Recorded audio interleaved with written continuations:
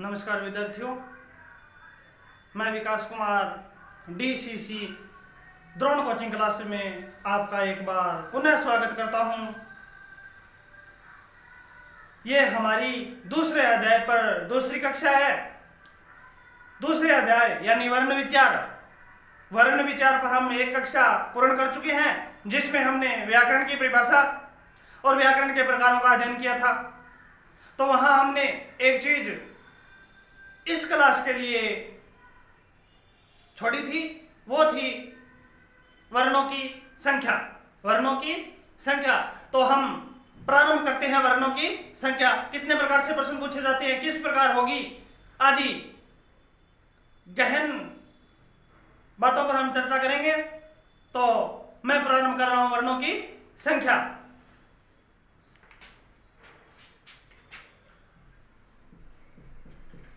वर्णों की संख्या।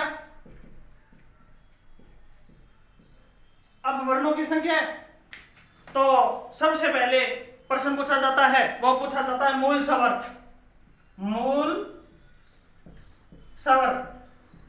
मूल स्वर है, उनकी संख्या है 11। अगर प्रश्न पूछा जाए मूल स्वर बताइए तो मूल स्वरों की संख्या कितनी हो जाएगी? 11। मैं पहले एक बार स्वर लिख रहा हूं ए, आ, ई, उ, री,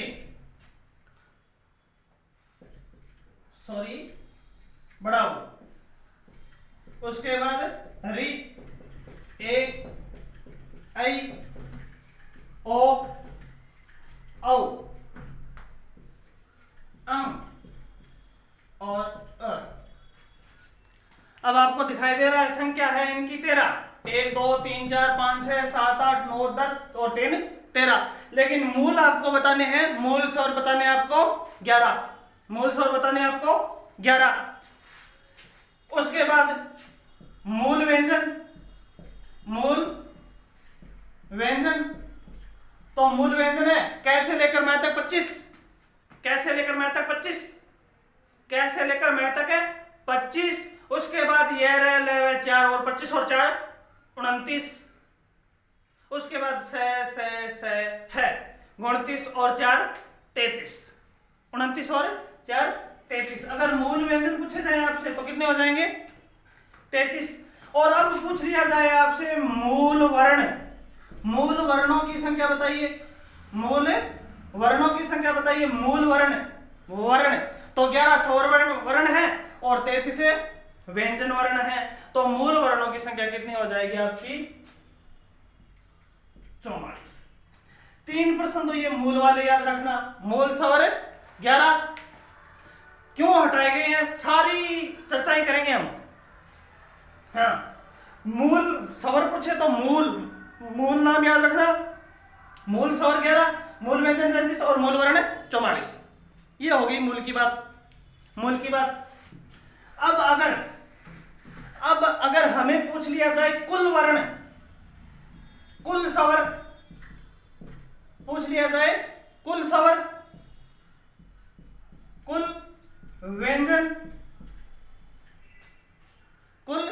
व्यंजन अगर पूछ लिया जाए हमको कुल एक पूछ सकते हैं कुल वर्ण। तो कुल वर्णों की संख्या होती है 52। कुल वर्णों की संख्या कितनी होती है? 52। कुल पूछ लिया जाए कुल कितने होते हैं तो 52। तो कुल स्वर है वो 13। इन दोनों को अयोगवाह भी कहते हैं, ध्यान रखना। अयोगवाह, ये एक बार मैंने आपको बता दिया कि क्या नाम है इनका, अयोगवाह। लेकिन अयोगवाह किसको कहते हैं, प्रयोग कहां होता है, ये हम आगे बात करेंगे। पर्टिकुलर आएगा अयोगवाह पर्टिकुलर आएगा, वहां पर इसका विस्तार से अध्ययन करेंगे। कितने हो गए? 33। अब कुल व्यंजन है वो 52 है, तो किस प्रकार हो जाएंगे? 33 तो एक हो गए, कौन से? जो मूल थे वो। उसके बाद 2 हो गए द्विगुण व्यंजन। व्यंजन अढ़ और अढ़, इन पर भी विस्तार से चर्चा करेंगे। 33 और 2 35, 35 और उसके बाद 4 हो गए शुक्त व्यंजन, 4 शुक्त व्यंजन। शुक्त व्यंजन कौन कौन से? 4 शुक्त व्यंजन कौन कौन से? क्ष, त्र, ये और सर। तो 33, 33, 34, 35, 35 और 4 39, 35 और 4 33, 2 35, 35 और 4 39। तो कुल व्यंजन है वो, उनकी संख्या अगर पूछी जाए, कुल व्यंजनों की संख्या पूछी जाए तो कितनी हो जाएगी? 39। और अगर पूछ लिया जाए कुल वर्ण तो 39 और 3 39 और 3 42, 42 और 10 52, यानी 39 और 13 52, 39 और 13 52। अब देखो क्या पूछेंगे आपको, मूल स्वर 11, मूल व्यंजन 33 और मूल वर्ण 44। 3 तो मूल वाले हो गए, 3 कुल वाले, कुल स्वर 13, कुल स्वर 13, कुल व्यंजन 39 और कुल वर्ण 52। अब कुल व्यंजन है वो 33 होते हैं। अब अगर आपको पूछ लिया जाए मानक वर्ण, मानक वर्णों की संख्या बताइए, अगर मिल जाए मानक नाम मिल जाए आपको, मानक वर्णों की संख्या बताइए, मानक वर्ण, तो मानक वर्ण कितने हो जाएंगे? 52 तो है ही हमारे पास, जो कुल है, जो कुल है वो 52 है ही हमारे पास। उसके बाद हमें इन 52 के अंदर, इन 52 के अंदर एक तो हमें लगाना है ख, कौन सा? नुक्ते वाला, अरबी फारसी। एक लगाना है हमें जय, कौन सा? अरबी फारसी वाला। और एक लगाना है हमें फे, ये भी कौन सा? अरबी फारसी वाले। और एक लगाना है हमें गर्हित स्वर, इसका नाम क्या है? गर्हित स्वर। इस पर भी विस्तार से चर्चा करेंगे, गर्हित स्वर। तो 52, 53, 54 और 2 56। अगर पूछा जाए मानक वर्ण कितने होते हैं तो उनकी संख्या कितनी हो जाएगी? कितनी हो जाएगी? संख्या 56। अब एक बात और आ गई हमारे पास, क्या? मानक वर्ण। मानक वर्ण क्या आ गई? मूल स्वर, मूल व्यंजन और मूल वर्ण, कुल स्वर, कुल व्यंजन और कुल वर्ण, वर्ण। और अब क्या है? मानक वर्णों की संख्या बताइए। तो 52 तो हमारे पास है ही, 52 में हमें कितने जोड़ने हैं? 4। कौन से? ख, जय, फे, ये 3 तो है विदेशी अरबी फारसी के, और ये है, इसका नाम है गर्हित स्वर, गर्हित स्वर, क्योंकि इसका निर्माण आवश्यकता अनुसार घर पर ही कर लिया गया, गर्हित स्वर। अब एक आ सकती है संख्या कामता प्रसाद। कामता प्रसाद गुरु के अनुसार संख्या पूछ सकते हैं, महत्वपूर्ण है। कामता प्रसाद गुरु के अनुसार संख्या पूछ सकते हैं, कामता प्रसाद गुरु के अनुसार संख्या पूछ सकते हैं। तो कुल कामता प्रसाद गुरु के अनुसार संख्या कितनी हो जाएगी? 43। कामता प्रसाद गुरु के अनुसार संख्या कितनी हो जाएगी? 43। कामता प्रसाद गुरु के अनुसार 43। अब 43 है तो इसने क्या किया है? इन्होंने, कामता प्रसाद गुरु ने कुल 11 प्लस 33, मूल मूल 11 स्वर और 11 33 थे, यानी 44 थे। इन 44 में से एक माइनस कर दिया, एक माइनस कर दिया, और माइनस किसको कर दिया उन्होंने? री को। अगर पूछ लिया जाए कामता प्रसाद गुरु के अनुसार वर्णों की संख्या तो क्या उत्तर हो जाएगा आपका? 43। अगर पूछ लिया जाए कामता प्रसाद गुरु ने किस वर्ण को हटा दिया तो उत्तर हो जाएगा री। क्यों? इन्होंने क्यों हटाया री को? ये मानते हैं कि री है, देखिए पहले तो स्वर है, उनकी परिभाषा हम आगे करेंगे, स्वरों की परिभाषा करेंगे, व्यंजनों की परिभाषा करेंगे, यानी वर्णों के प्रकार करेंगे, स्वर और व्यंजन, वहां करेंगे ये बात, नेक्स्ट क्लास उसी की होगी। वर्णों के प्रकार, वर्ण विचार चल रहा है तो वर्णों के प्रकार, वो तो व्याकरण के प्रकार कर लिए हमने, वर्ण, शब्द और वाक्य। अब वर्णों के प्रकार करेंगे तो वहां हम एक बात करेंगे कि वर्ण स्वर हैं, स्वर, इनका उच्चारण लगातार होता है और व्यंजनों का रुक रुक कर होता है।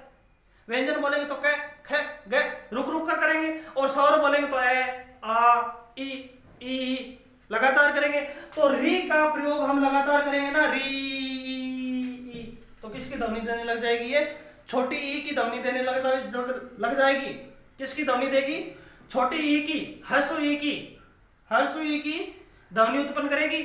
लगातार बोल के देखिए री को, री ई, अंत में क्या निकल के आ रहा है? ई। तो लगातार ध्वनि उत्पन्न कर रही है, नहीं करती, लगातार ध्वनि उत्पन्न नहीं करती। आगे चलकर ये छोटी ई की ध्वनि देने लग जाती है। इसी कारण कामता प्रसाद गुरु ने री को निकाल दिया। तो कामता प्रसाद गुरु के अनुसार वर्णों की संख्या 43। कौन सा वर्ण नहीं है? तो उत्तर कौन सा हो जाएगा? री को शामिल नहीं किया। अब देखिए और चीजें। अब हमने वर्ण किए थे तो वहां हमने बहुत सी बातें की थी। वर्णों के अंदर हमने बातें की थी। क्या किया था? भाषा की सबसे छोटी इकाई होता है, इसका अर्थ नहीं होता, इसके टुकड़े नहीं कर सकते, यानी वियोजन नहीं कर सकते। वर्ण भाषा का लिखित रूप है, इसके मौखिक रूप को ध्वनि कहते हैं। ये बातें की थी। वहां हमने की थी इनकी संख्या, वर्णों की संख्या। वर्णों की संख्या दो प्रकार से पूछी जा सकती है। क्या? एक तो लेखन के आधार पर, लेखन के आधार पर, और एक उच्चारण यानी बोलने के आधार पर। लेखन के आधार पर और बोलने के आधार पर। तो ये ध्यान रखना, लेखन के आधार पर संख्या पूछे तो कितनी बतानी है, और अगर पूछे उच्चारण के आधार पर, बोलने के आधार पर वर्णों की संख्या बताइए तो कितनी बतानी है। लेखन के आधार पर कितनी बतानी है और उच्चारण के आधार पर कितनी बतानी है। तो सबसे पहले मैं कर रहा हूं लेखन के आधार पर। लेखन के आधार पर क्या करूंगा मैं? 13 स्वर अब मैंने लिख रखे हैं स्वर, तो 13 के 13 इस प्रकार लिखे जाएंगे। 13 स्वर प्लस 35 व्यंजन। अब 33 व्यंजन थे हमारे पास, कैसे लेकर मैं तक 25, ये रह 4, 25 और 4 29, और उसके बाद से है 29 और 4 33। 33 तो वो आ गए, और दो आ गए इसमें, दो आ गए इसमें अढ़े और अढ़े। इसी प्रकार लिखे जाएंगे, ये भी लिखे तो इसी प्रकार जाएंगे, अढ़े और अढ़े। तो लेखन के आधार पर, लेखन के आधार पर 13 स्वर और 35 व्यंजन। व्यंजनों की संख्या कितनी होगी? 35 प्लस 4 संयुक्त व्यंजन या संयुक्ताक्षर भी बोलते हैं इनको। कौन कौन से हैं? कौन कौन से संयुक्त? एक तो है श, एक है त्र, एक है गे और एक है सर। 4 ये आगे। कितनी होगी कुल संख्या? 52। लेखन के आधार पर 13 स्वर प्लस 35 व्यंजन। 35 और 13 35 और 13 48, 48 और 4 52। कितनी होगी? 52। ये तो होगी लेखन के आधार पर, क्यों सारे इसी प्रकार लिखे जाएंगे। 13 स्वर लिख दिए, 33 व्यंजन लिख दिए और 2 द्विगुण व्यंजन लिख दिए, और फिर 4 संयुक्त व्यंजन या संयुक्ताक्षर लिख दिए। कितनी होगी संख्या? 52। कितनी होगी? 52। अब उच्चारण के आधार पर, उच्चारण के आधार पर 10 स्वर, 10 स्वर। अब स्वर है 10, तो एक तो कामता प्रसाद गुरु ने इसको निकाल दिया।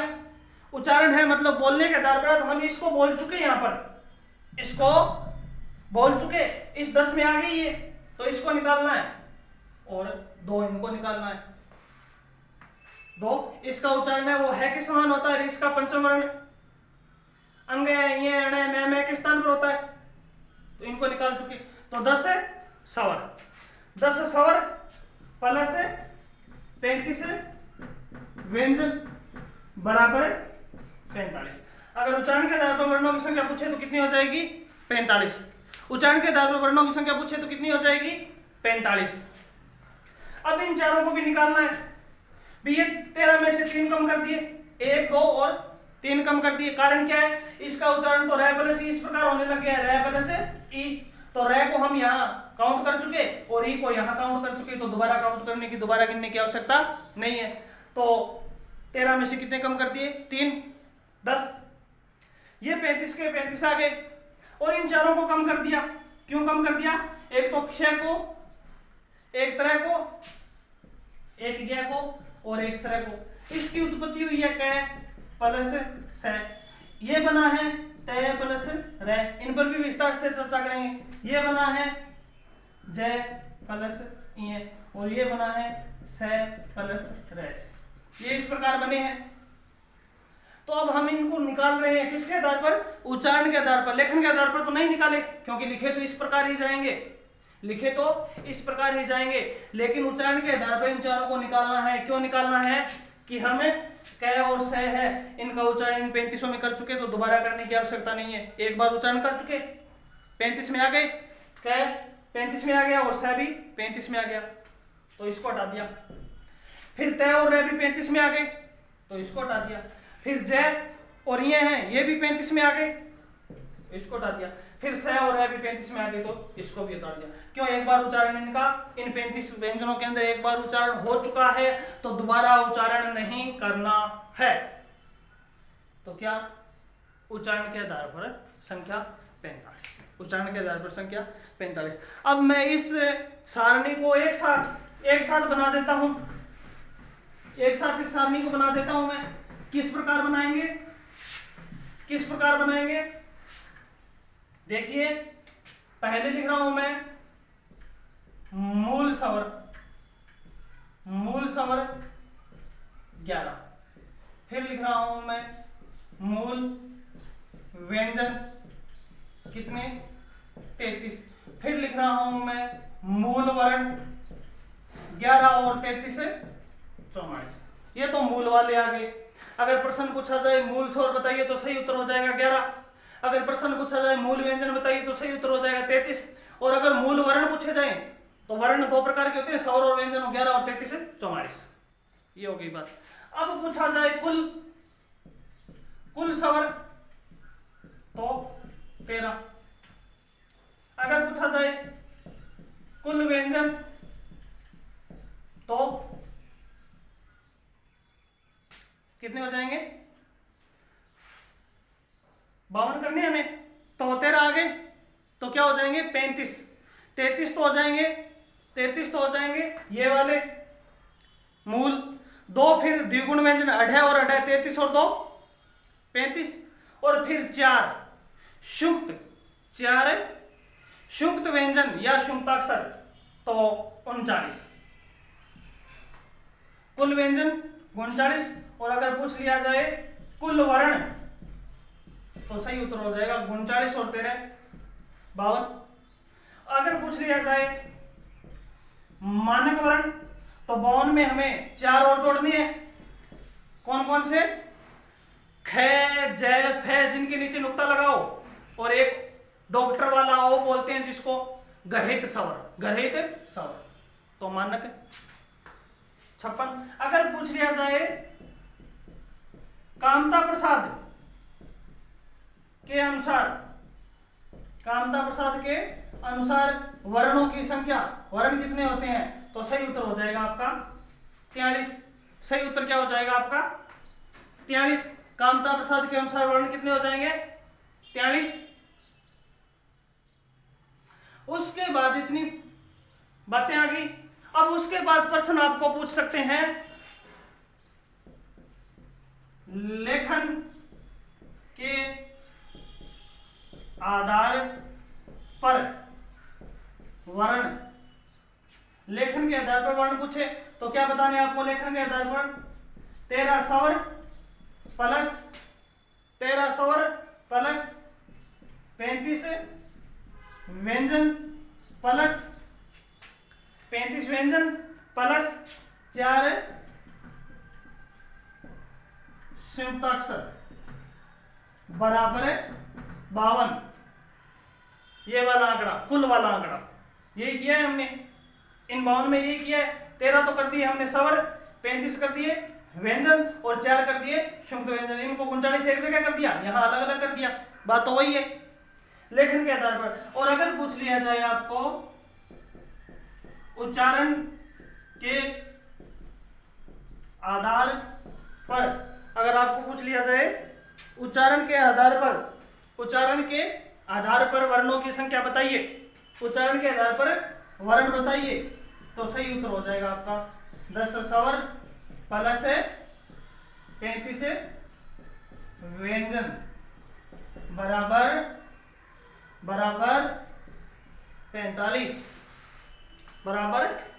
45।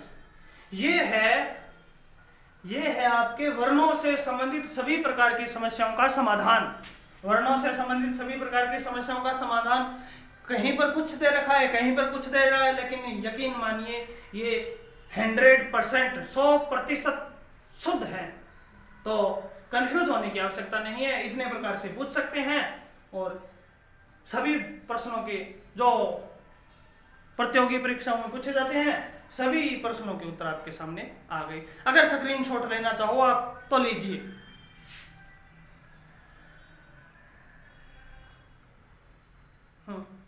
ये हो गई वर्णों की संख्या। क्या कर लिया हमने,